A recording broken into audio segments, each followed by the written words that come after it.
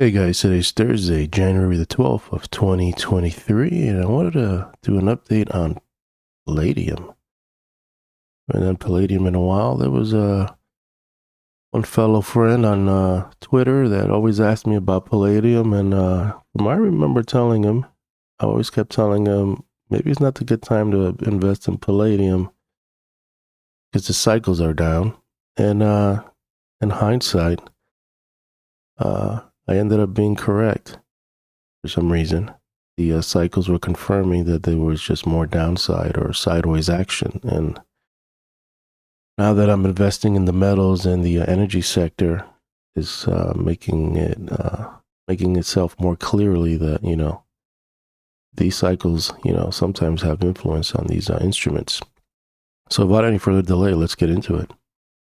So I'm using data from 2000 all the way to current prices right now, and we're focusing right here in this area.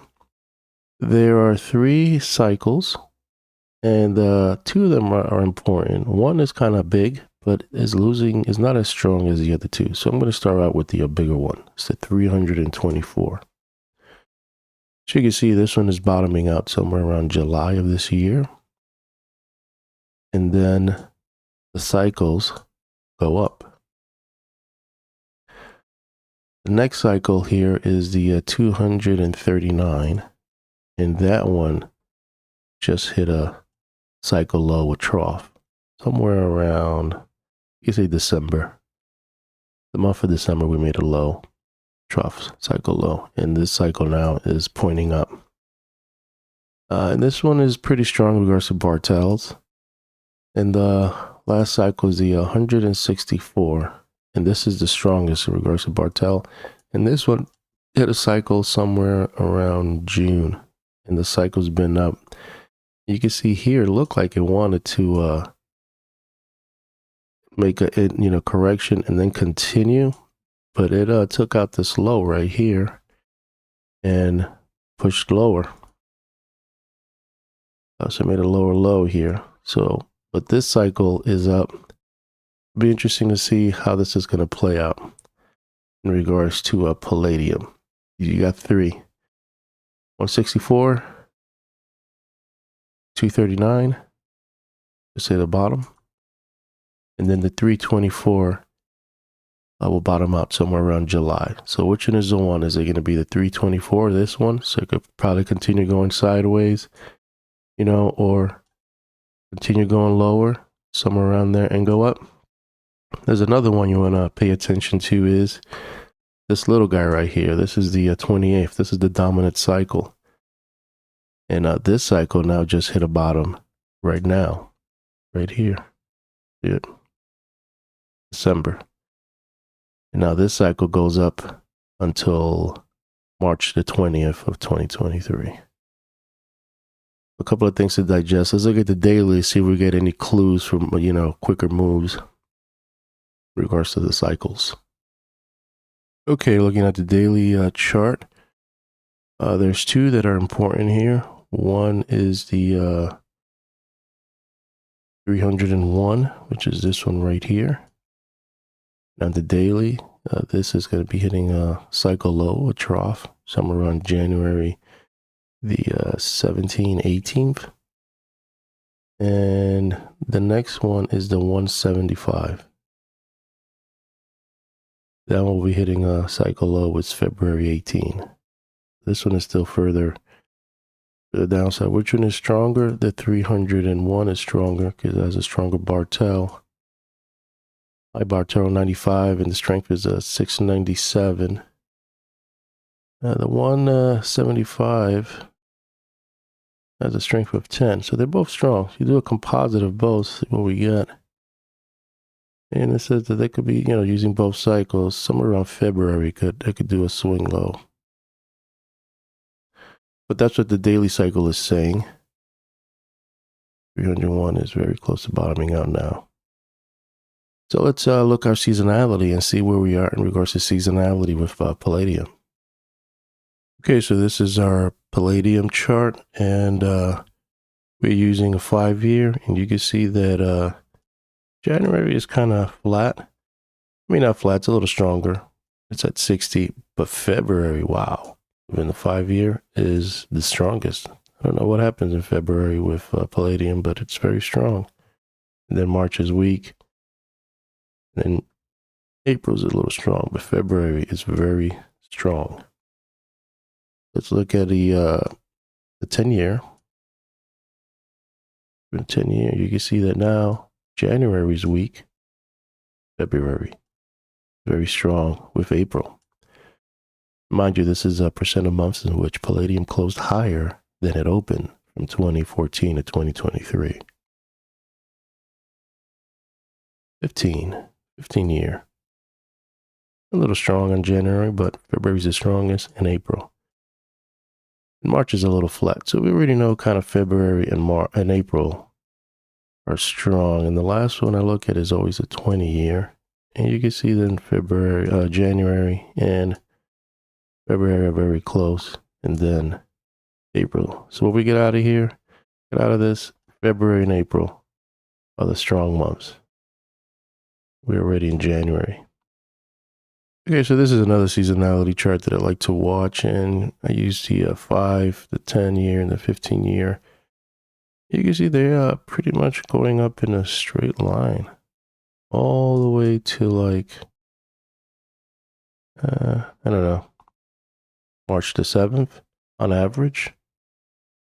Pretty much all of them turn. So we know February's strong, but according to this, it starts topping out really the first week of March, and then it pulls back. March 15, then it goes kind of up. March 24, and then it pulls back.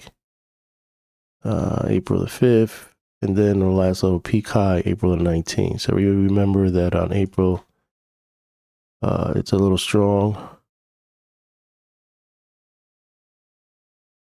March was kind of like a little weak, but he was showing that it's a little strong here, but maybe just because it carries over.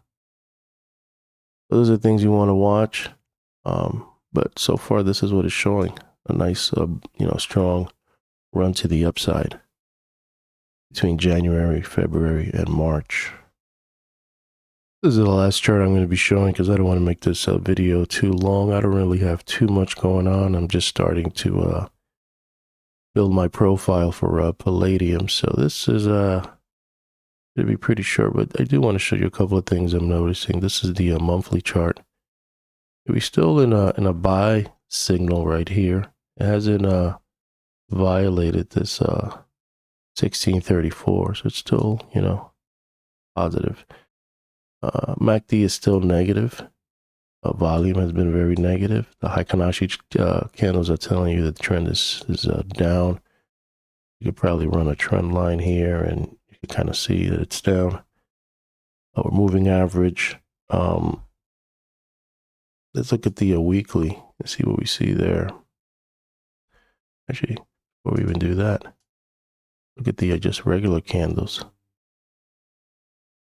And on the regular candles, what's interesting is that you're in a sell signal. Something about the Heikin-Ashi and this signal that it picks it up quicker. You see it's on a sell since November of 2021. Here's it up here. But when you put the Heikin-Ashi candles, is somehow keeping you in trend. So it's not a sell yet. So it's one thing you want to keep a note of. You do this system. On the weekly, on the Heikin-Ashi, we're still in the sell signal, and it looks like been kind of going sideways here for 3 weeks.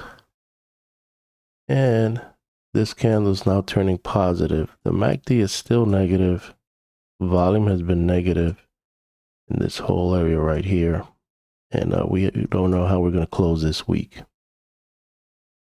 Looks like there is some news here. Gold gains on softer dollar as markets await U.S. inflation data. So that's the next data that's coming. So it'll be interesting to see how this is all going to play out. We already know, in advance, in regards to seasonality and cycles, that we're getting very close to a possible turning point. And I wanted to do this video because this is the underdog of the metals. This is the weakest one. So it might be an opportunity to look at some palladium stocks or something that are very weak and see which one is a good one to play to the upside. So that's on the weekly chart. Let's go to the candle. You can see that the MACD is still negative here. Nothing positive yet. Let's go to the daily time frame. We'll end it there. Open this up a little bit. Only thing here is that the MACD is positive. But as you see, it's just consolidating. Let's see if we narrow this down a little bit. Well, it's been consolidating this whole range pretty much. And it just kind of stepped to a lower level and then been consolidating here. Just back and forth, back and forth. But we got to see if we can at least take out this level. Some kind of resistance right here. And this is going to be another resistance over here too. So it'll be interesting to see how that's going to play out. And is this the Hikanashi? That's the regular candle. Let's put our Hikanashi. And the same thing, nothing's really changed because you see that it's just really narrow. So keep it on your radar. I'm building my profile on the Palladium. So it'll be interesting to watch how this is going to play out in the next couple of months. But you already know in regards to seasonality, that it's strong in February. The other seasonality chart I showed you, it shows you that it's just an upward trend all the way to like March. And then it pulls back. Then it does another, like a lower high around April. So start looking at some Palladium stocks that you kind of like, that you think have value, and just kind of keep it on your radar. If you start seeing the Palladium making, higher highs, higher lows, pulls back here and then goes up, pulls back, maybe the trend is starting. And this is what, February, March. So you got to just see if it starts doing that. If it starts doing that, and volume is picking up to the bullish side, there might be something going on there in the Palladium sector. So, well, that's it for me. I'm going to sign out, but I'll keep you posted on the Palladium. Like I said, I'm just building a thesis and just seeing if it's just going to play out. But at least this is the groundwork that I lay out, looking at the cycles, doing other stuff, other techniques, scoring the range, looking at, angles, and then I got to scale the chart. So there's a lot of things involved, but this is just kind of like a little glance of what I do. Hopefully you like this video, and I'll keep you posted on the Palladium sector.